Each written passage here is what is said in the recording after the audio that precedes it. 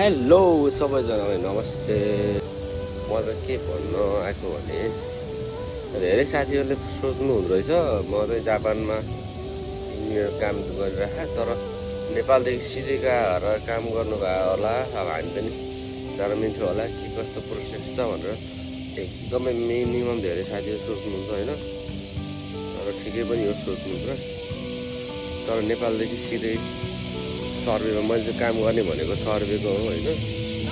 त्यसरी आउन त मिल्दैन।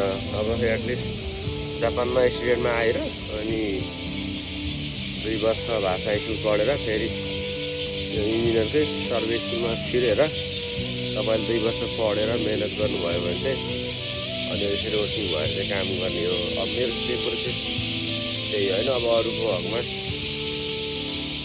त्यसरी नेपालदेखि सिधै आउन मिल्दैन।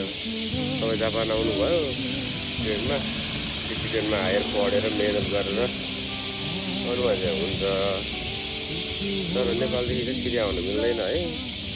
अब अहिले स्टुडेन्टमा पनि लास्ट गाह्रो छ, तपाईँहरूलाई के भन्नु होइन।